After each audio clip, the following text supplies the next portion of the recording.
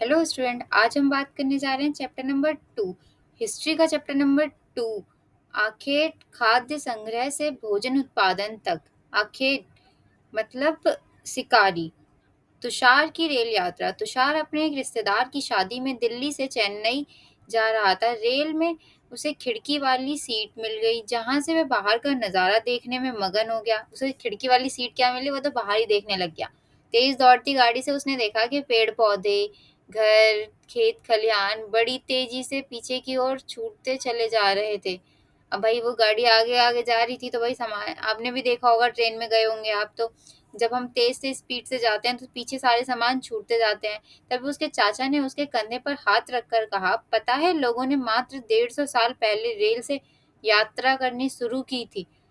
बस तो इसके कुछ दशक बाद आई। तुषार सोचने लगा कि जब लोगों के पास आने जाने की तेज रफ्तार वाली सवारियां नहीं थी, तो क्या वे यात्रा ही नहीं करते थे? तो या क्या वो कहीं से आते नहीं थे, या कहीं जाते नहीं थे, या कैसे जाया करते थे? क्या वे अपनी सारी जिंदगी एक ही जगह पर बिता दिया करते थे? नहीं, ऐसी बात नहीं है। आरंभिक मानव आखिर वे इधर उधर क्यों घूमते थे? आरंभिक मानव स्टार्ट पहले के मानव वे इधर उधर क्यों घूमते थे? हम उन लोगों के बारे में जानते हैं जो उस उपमहाद्वीप में 20 लाख साल पहले रहा करते थे। आज हम उन्हें आखेटक खाद्य संग्रह के नाम से जानते हैं। आखेटक मतलब मैंने बताया था ना लास्ट चैप्टर में, शिकारी होता है। आखेटक मतलब क्या होता है? शिकारी। अ, चलिए आपको बता दिया ना। आखेटक मतलब शिकारी होता है, खाद्य संग्रह के नाम से जानते थे। भोजन का इंतजाम करने की विधि के आधार पर उन्हें इस नाम से पुकारा जाता है। अगर भोजन की बात करते हैं तो हम लोग कहते हैं ना कि पास्ट के टाइम पे लोग क्या करते थे, जानवरों को खाया करते थे। आमतौर पर खाने के लिए वे जंगली जानवरों का शिकार करते थे। मछलियां खाते थे, चिड़िया पकड़ते थे, फल फूल दाने वो पौधे पत्तियां अंडे इकट्ठा किया करते थे। आखिर तक खाद्य संग्रह समुदाय के एक लोग एक जगह से दूसरी जगह पर घूमते रहते थे। ऐसा करने से कई कारण थे। ऐसा करने के कई कारण थे। पहला कारण यह है कि अगर वे एक ही जगह पर ज़्यादा दिनों तक रहते तो आसपास के पौधों, फलों, जानवरों को खाकर समाप्त कर देते थे। इसलिए और भोजन की तलाश में इन्हें दूसरी जगहों पर जाना पड़ता था। दूसरा कारण यह है कि जानवर अपने शिकार के लिए या फिर हिरण और मवेशी अपना चारा ढूंढने के लिए एक जगह से दूसरी जगह जाया करते थे। इस- इसलिए इन जानवरों का शिकार करने वाले लोग भी इनके पीछे पीछे जाया करते थे। अब जब देखा जाए कि हिरन जो है, हिरन क्या करता है, वो घास खाता है, तो घास के पीछे पीछे जाता है, तो वो अपना चारा ढूंढने के लिए एक जगह से दूसरी जगह जाता है। इसी तरीके से जानवर एक दूसरे का, शेर जो है, शेर हिरन का पीछा करते हुए जाता है। तो लोग क्या करते थे, वो देखते थे कि हिरन को कैसे खाना है, तो उसको देखते रहते थे हंटिंग करने के लिए। तीसरा कारण यह है कि पेड़ों और पौधों में फल फूल अलग अलग मौसम में आते हैं, इसलिए लोग उनकी तलाश में उपयुक्त मौसम के अनुसार अन्य इलाकों में घूमते होंगे। अब फल जो हैं, जैसे कोई सीजन के फल होते हैं, कभी कोई फल आता है, कभी कोई फल आता है, तो इसलिए लोग इधर से उधर घूमते रहते थे, सीजन वाइज जो फल उन्हें मिलता था उसके लिए। और चौथा कारण यह है कि पानी के बिना किसी भी प्राणी या पेड़ पौधे का जीवित रहना संभव नहीं होता, और पानी झीलों, झरनों, नदियों में ही मिलता है। यद्यपि कई नदियां और झीलों का पानी कभी नहीं सूखता, और कुछ झीलें और नदियों में पानी बारिश के बाद ही मिल पाता है। इसलिए ऐसी झीलों और नदियों के किनारे बसे लोगों को सूखे मौसम में पानी की तलाश में इधर उधर जाना पड़ता होगा। आरंभिक मानव के बारे में जानकारी कैसे मिलती है? पुरातत्वविदों को कुछ ऐसी वस्तुएं मिली हैं, आर्कियोलॉजिस्ट को कुछ ऐसी चीजें मिली जिनका निर्माण और उपयोग आखिर तक खाद्य संग्रह किया करते थे, यानी कि जो शिकारी करने वाले थे वो किया करते थे। ये संभव है कि लोगों ने अपने काम के लिए पत्थरों, लकड़ियों, हड्डियों के औजार बनाए हों। इनमें से पत्थरों के औजार आज भी बचे हैं। इनमें से कुछ औजारों का उपयोग फल फूल काटने, हड्डियों और मांस काटने, पेड़ों की छाल, जानवरों की खाल उतारने के लिए किया जाता था। कुछ के साथ हड्डियां या लकड़ियों के मुट्ठे ल, लगाकर भाले और बाड़ जैसे हथियार बनाए जाते थे। कुछ औजारों से लकड़ियां काटी जाती थी। लकड़ियों का उपयोग ईंधन के साथ साथ झोपड़ियों और औजार बनाने के लिए भी किया जाता था। ये देखिए, इतने नुकीले हैं। पत्थर के औजारों का उपयोग बाएं इंसान के खाने योग्य जड़ों को खोदने के लिए किया जाता था और दाएं जानवरों की खाल से बने वस्त्रों को सिलने के लिए किया जाता था। ये देखिए इसमें सिलाई कर रहे हैं ना, ये जानवरों की खाल के वस्त्रों को सिलने के लिए बनाया गया है। और ये देखिए पेड़ पौधे काटने के लिए, उगाने के लिए जो खोदे जाते हैं, बीज डालने से पहले थोड़ी मिट्टी हटाई जाती है ना, वो इसके थ्रू करते थे लोग। रहने की जगह निर्धारित करना। मानचित्र 2 को देखो। लाल त्रिकोण वाले स्थान में पुरास्थल हैं जहां पर आखेटक खाद्य संग्रह के होने के प्रमाण मिले हैं। यहाँ पे लाल देखिए, ये देखिए भीमबेटका है ना, भीमबेटका हो गया, कुरनुल गुफाएं हो गई। यहाँ पर हमारे जो शिकार करते थे, यानी कि जो जानवरों को मारा करते थे, उनके बारे में पता चला है कि वो लोग यहाँ पर रहते थे, भीमबेटका में और कुरनुल गुफाओं में। हाँ, तो इनके अलावा भी और कई स्थानों पर आखेटक खाद्य संग्रह रहते थे। मानचित्र में सिर्फ कुछ गिने चुने स्थान ही चिन्हित किए गए हैं। कई पुरातन नदियां और झीलों के किनारे पाए गए हैं। नदियों के किनारे बाकी के देखे गए हैं, झीलों के किनारे देखे गए हैं कि जो लोग शिकार किया करते थे। भीमबेटका आधुनिक मध्य प्रदेश। इस पुरास्थल पर गुफाएं व कंदराएं मिली हैं। लोग इन गुफाओं में इसलिए रहते थे क्योंकि यहाँ उन्हें बारिश, धूप और हवाओं से राहत मिलती थी। ये गुफाएं नर्मदा घाटी के पास हैं। क्या तुम बता सकते हो कि रहने के लिए लोगों ने ये जगह क्यों चुनी होगी? देखो, इसके अंदर रहने की बहुत जगह है और इसके अंदर बारिश से बच जाते थे, जंगली जानवरों से बच जाते थे, तो लोग इसके अंदर रहना पसंद करते थे। एक बार इसे गूगल पे सर्च करके देखिएगा, इसकी वीडियो बहुत अच्छी है। एक बार मैं आपको ज़रूर सजेस्ट करूँगी। चूँकि पत्थर के उपकरण बहुत महत्वपूर्ण थे, इसलिए लोग ऐसी जगह ढूँढते रहते थे, जहाँ अच्छे पत्थर मिल सकें। शैल चित्रकला, इनमें से हमें क्या पता चलता है? एक शैल चित्र, इस चित्र के बारे में बताओ। जिन गुफाओं में लोग रहते थे, उनमें से कुछ की दीवारों पर चित्र मिले हैं। जब आप इसकी वीडियो देखोगे ना, तो उसमें देखोगे बहुत सारी दीवारों पे बहुत सारे तरीके के चित्र बनाए गए हैं, कुछ इस तरीके के भी हैं। तो इससे पता चल रहा है कि इंसान जो है ये जानवरों के पीछे मारने के पीछे पड़ा हुआ है। इनमें कुछ सुंदर उदाहरण मध्य प्रदेश और दक्षिणी उत्तर प्रदेश की गुफाओं से मिला है। इनमें जंगली जानवरों का बड़ी कुशलता से सजीव चित्रण किया गया है। पुरास्थल उस स्थान को कहते हैं जहां औजार, बर्तन और इमारतें जैसी वस्तुओं के अवशेष मिलते हैं। ऐसी वस्तुओं का निर्माण लोगों ने अपने काम के लिए किया था और बाद में वे उन्हें वहीं छोड़ गए। ये जमीन के ऊपर अंदर कभी कभी समुद्र और नदी के तल में भी पाए जाते हैं। उन इन पुरास्थलों के बारे में आपको अगले चैप्टर में बताया जाएगा। अध्याय मतलब चैप्टर। आग की खोज। अब आग की खोज कैसे गई? मानचित्र 2 में कुरनुल गुफा ढूंढो। मानचित्र 2 में जाओ और कुरनुल गुफा ये रही ना, मैंने बताया था अभी।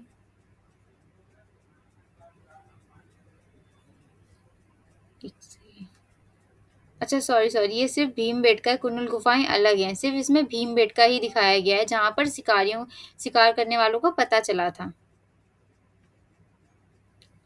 मैं कुरनुल गुफा ढूंढो, ठीक है। यहाँ राख के अवशेष मिले हैं, मैंने बता दिया। इसका मतलब यह है कि आरंभिक लोग आग जलाना सीख गए थे। पहले के लोग आग का इस्तेमाल कई कार्यों के लिए किया गया होगा, जैसे कि प्रकाश के लिए, लाइट के लिए, मांस भूनने के लिए। अब जो मांस थी उसे भूनने के लिए, खतरनाक जानवरों को दूर आदि भगाने के लिए, कि वो दूर रहें, तो आग से सारे जानवर डरते थे। आज हम आग का उपयोग किस लिए करते हैं? आज हम खाना बनाने के लिए करते हैं, सर्दियों में हाथ सेकने के लिए करते हैं, और भी बहुत सारी चीज़ों के लिए आग का इस्तेमाल किया जाता है। नाम और तिथियां। हम जिस काल के बारे में पढ़ रहे हैं, पुरातत्वविदों ने उनके बड़े-बड़े नाम रखे हैं। आर्कियोलॉजिस्ट ने रखे हैं उनके बड़े-बड़े नाम। आरंभिक काल को वे पूरा पाषाण काल कहते हैं।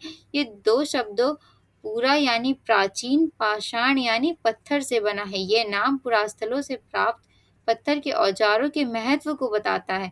पूरा पाषाण काल 20 लाख साल पहले से 12,000 साल पहले के दौरान माना जाता है।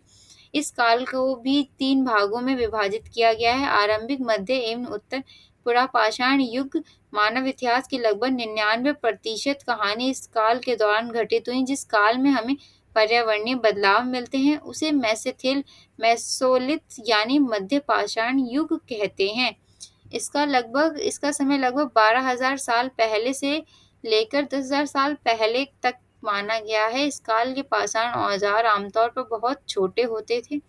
इनके माइक्रोलिथ यानी लघु पाषाण कहा जाता है। प्राय इन औजारों में हड्डियां या लकड़ियों के मुट्ठे लगे हंसिया और आरी जैसे औजार मिलते हैं। साथ साथ पुरा पाषाण युग वाले औजार भी इस दौरान बनाए जाते रहे हैं। अगले युग की शुरुआत लगभग 10,000 साल पहले से होती है। इसे नवपाषाण युग कहा जाता है।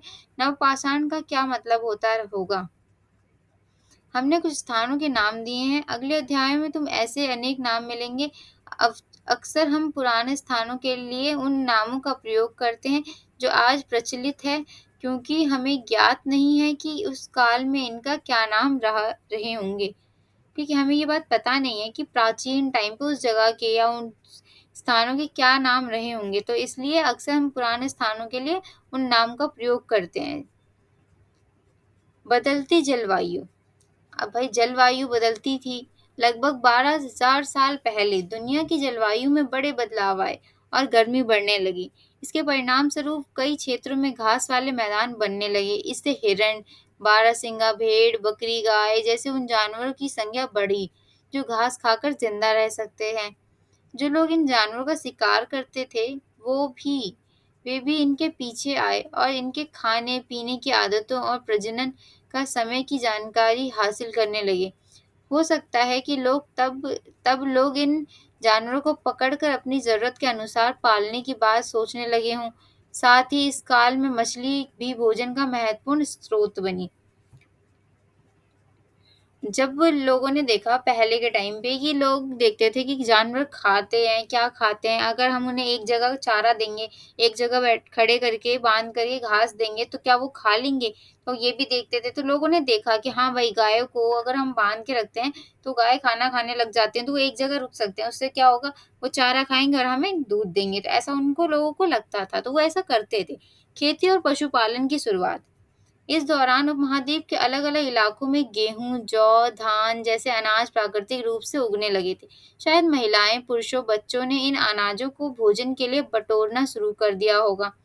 साथ ही वे ये भी सीखने लगे होंगे कि ये अनाज कहाँ उगते थे और कब पककर तैयार होते थे। ऐसा करते-करते लोगों ने इन अनाजों को खुद पैदा करना सीख लिया होगा। इस प्रकार धीरे-धीरे वे किसान बन गए होंगे। इसी तरह लोगों ने अपने घरों के आसपास चारा रखकर जानवरों को आकर्षित कर उन्हें पालतू बनाया होगा।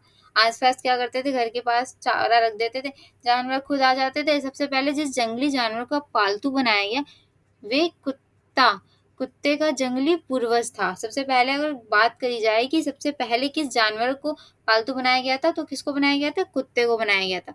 धीरे-धीरे लोग भेड़, बकरी, गाय और सूअर जैसे जानवरों को अपने घरों के नजदीक आने को उत्साहित करने लगे।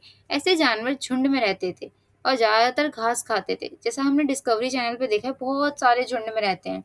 अक्सर लोग अन्य जंगली जानवरों के आक्रमण से इनकी सुरक्षा किया करते थे और इस तरह धीरे-धीरे वे पशुपालक बन गए होंगे।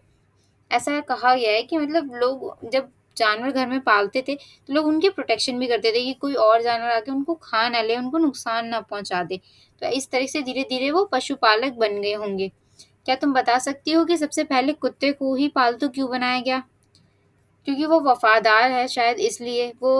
अगर वो घर में रहेगा तो मतलब ऐसा होता है कि उनके बाकी के जानवरों की भी सेफ्टी हो जाती होगी, शायद इसलिए। बाकी आपको जो भी पता हो वो मुझे ज़रूर बताइएगा।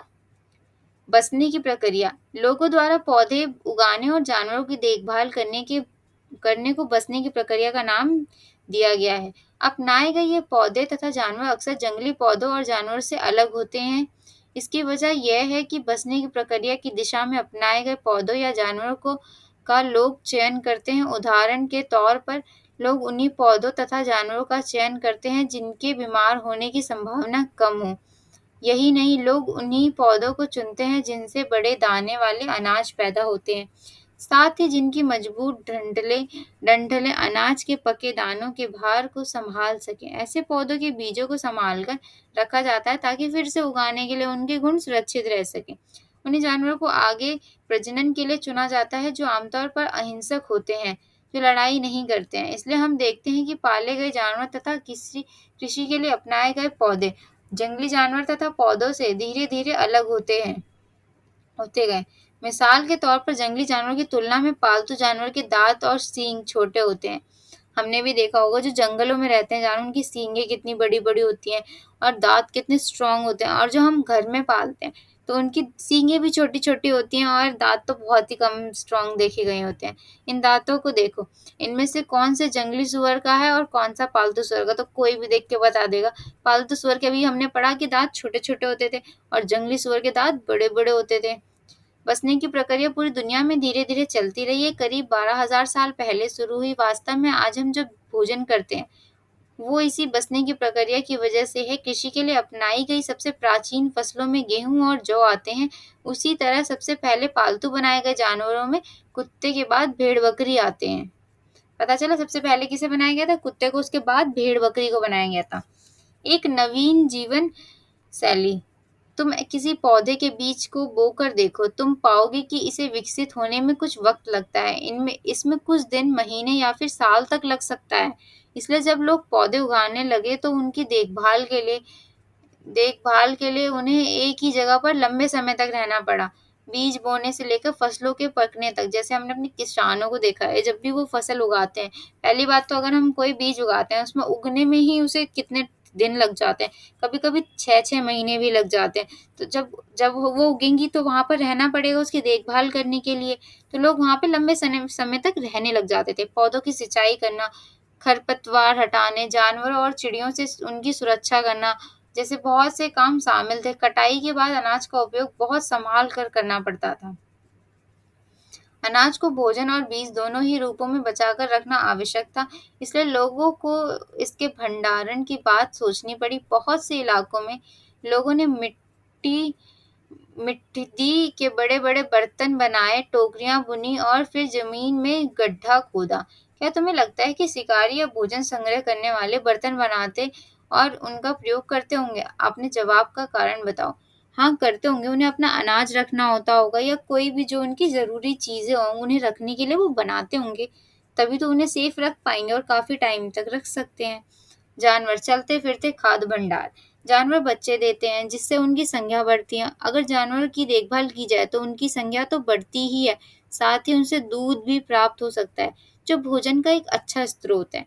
यही नहीं, जानवर से हमें मांस भी मिलता है। दूसरे शब्दों में पशुपालन भोजन के भंडारण का एक तरीका है। भोजन के अतिरिक्त जानवर में से और क्या-क्या मिलता है? भोजन के अलावा जानवर से और हमें क्या-क्या मिलता है? दूध मिलता है, बहुत सारे जो, जैसे कि हमने भेड़ देखी है, उनकी जो ऊपर की होती है, उससे हमें कॉटन मिल जाता है, ऊन मिल जाता है और भी चीज़ें हैं जो हमें जानवर से प्राप्त होती हैं। आज जानवर का उपयोग किस लिए होता है? लोग सिंचाई करते हैं जानवरों को लेकर के अपने खेतों में, और लोग उन पे रिक्शा बना दे रखे हैं आजकल लोग, जिस पे सामान लेकर आते-जाते हैं। तो और भी बहुत सारे तरीके हैं जिससे आज जानवरों का उपयोग किया जाता है। आओ आरंभिक कृषकों और पशुपालकों के बारे में पता करें। मानचित्र 2 पृष्ठ संख्या 13, पेज नंबर 13 को देखिए। दोबारा से हम मानचित्र 2 पे जाते हैं, ठीक है? और क्या तुम्हें कई नीले वर्ग दिख रहे हैं? नीले वर्ग ढूँढना है हमें। ओके, हम देखते हैं नीले वर्ग। हाँ, देखिए 1, 2, यहाँ पे देखिए कितने सारे बुर्ज, होम, मेहरगढ़, चिरौंद, दाउजली, हैंडिंग, महांगण, कोलिडहवा और भी बहुत सारे हैं। एक यहाँ पर है हल्तुर।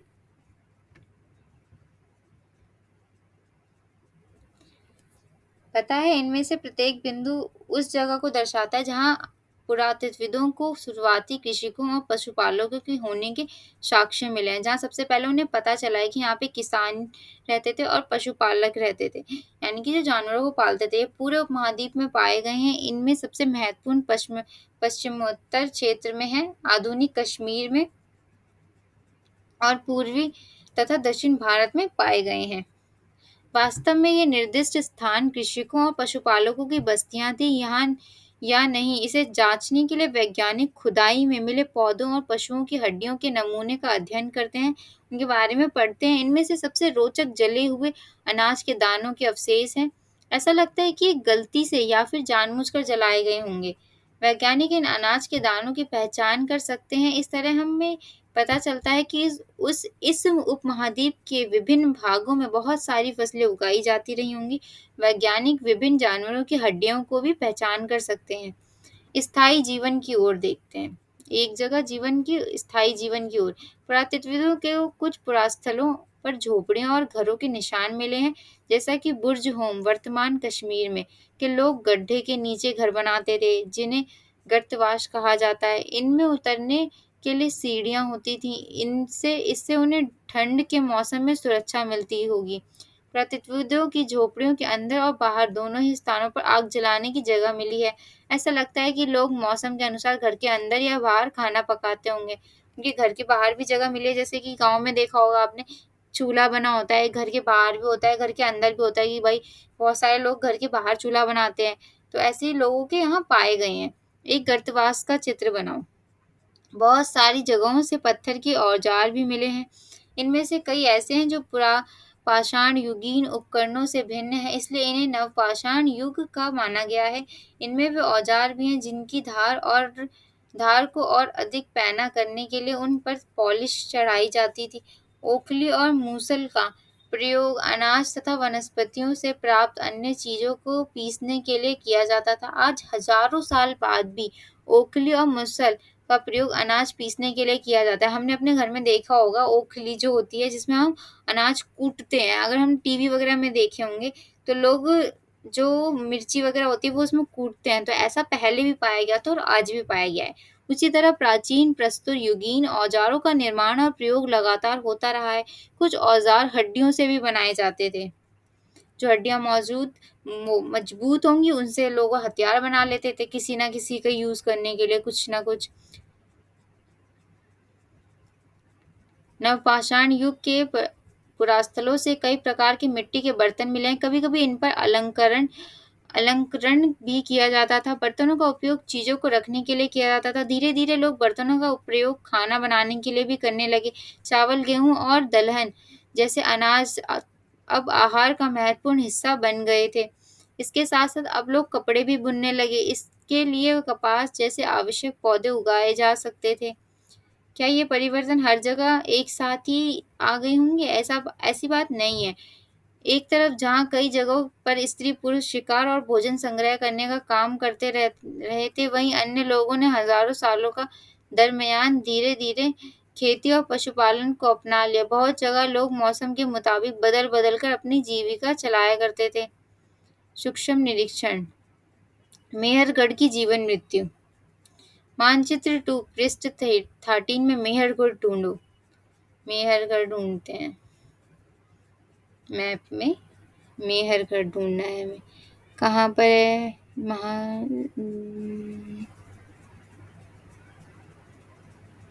ये देखिए, ये रहा मेहरगढ़।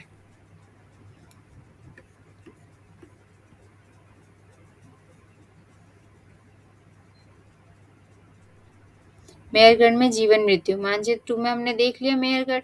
ये ईरान जाने वाले सबसे महत्वपूर्ण रास्ते बोलन दर्रे के पास एक हरा-भरा समतल स्थान है। मेहरगढ़ संभवतः वह स्थान है जहाँ के स्त्री-पुरुषों ने इस इलाकों में सबसे पहले जौ, गेहूँ उगाना और भेड़-बकरी पालना सीखा। तो सबसे पहले अगर कोई पूछे कहाँ पर देखा गया है, तो वहाँ पे देखा जाएगा तो मेहरगढ़ में देखा गया है। ठीक है? कि जौ उगाना, गेहूँ उगाना, भेड़-बकरी पालना, यहाँ विभिन्न प्रकार के जानवरों की हड्डियाँ मिली। इनमें हिरण और सूअर जैसे जंगली जानवर तथा भेड़ और बकरियों की हड्डियाँ हैं। मेहरगढ़ के घर का चित्र। मेहरगढ़ के घर शायद ऐसे दिखते हों। तुम जिस घर में रहते हो उसके साथ इस घर की क्या समानता है? थोड़ा अलग तो है ये घर। चारों तरफ से देखो बाउंड्री है। एक रूम के अंदर रूम आने की जगह है। एक रूम के अंदर रूम आने की जगह है। घर में से आने की जगह है, तो थोड़ा अलग होगा उस टाइम का। यहाँ विभिन्न प्रकार के जानवरों की हड्डियां मिली हैं। इनमें हिरण तथा सूअर जैसे जंगली जानवर तथा भेड़ और बकरियों की हड्डियां हैं। मेहरगढ़ में इसके अलावा चौकोर और आयताकार घरों के अवशेष भी मिले हैं। प्रत्येक घर में 4 या उससे ज्यादा कमरे हैं, जिनमें से कुछ संभवतः भंडारण के काम आते होंगे। कोई ना कोई कमरा तो होगा इनमें से जिसमें भंडार का सामान रखा आता होगा, खाने पीने का। मृत्यु के बाद सामान्यतः मृतक के सगे संबंधी उसके प्रति सम्मान जताते हैं। लोगों की आस्था है कि मृत्यु के बाद भी जीवन होता है, इसलिए कब्रों में मृतकों के साथ कुछ सामान भी रख जाते हैं। मेहरगढ़ में ऐसी कई कब्रें मिली हैं। एक कब्र में एक मृतक के साथ एक बकरी को भी दफनाया गया था। संभवतः इसे परलोक में मृतक के खाने के लिए रखा गया होगा। मेहरगढ़ की कब्र के चित्र। क्या तुम बकरी के कंकाल को पहचान सकते हो? ये देखो, ये रही बकरी, ये रही बकरी, ये इंसान है। उनका कहना था कि मतलब मरने के बाद भी वो उन्हें उनका एक नया जीवन होता है जिसमें उन्हें खाने-पीने की ज़रूरत पड़ती है। खाने-पीने का सामान भी रखा जाता था और बकरियाँ भी रखी जाती थी। फ्रांस में गुफ़ा में की गई चित्रकारी। अपने एटलस में फ्रांस ढूँढो। ये चित्र फ्रांस की एक गुफ़ा का है। इसे पुरास्थल की खोज लगभग 100 साल पहले 4 स्कूल छात्रों ने की थी। इस तरह के चित्र लगभग 20,000 साल पहले से लेकर 10,000 साल पहले के बीच बनाए गए होंगे। इनमें कई जानवरों के चित्र हैं। इनमें जंगली घोड़े, गाय, भैंस, गैंडा, रेनडियर, बारहसिंगा, सूअरों को गहरे चमकीले रंगों से चित्रित किया गया है। ये भैंस है। ये तो भैंस दिख रही है, और भी होंगे जिसमें देखा गया होगा। इन रंगों को लौह अयस्क और चारकोल जैसे खनिज पदार्थों से बनाया जाता था। ये संभव है कि इन चित्रों को उत्सव के अवसर पर बनाया जाता था या फिर इन्हें शिकारियों द्वारा शिकार पर निकलने से पहले कुछ अनुष्ठान के लिए बनाया गया होगा। एक नवपाषाणिक पुरास्थल।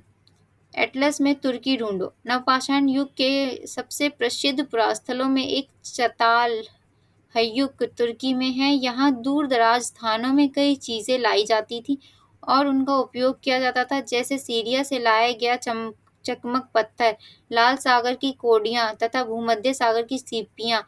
ध्यान रहे कि उस समय तक पहिए वाले वाहन का विकास नहीं हुआ था।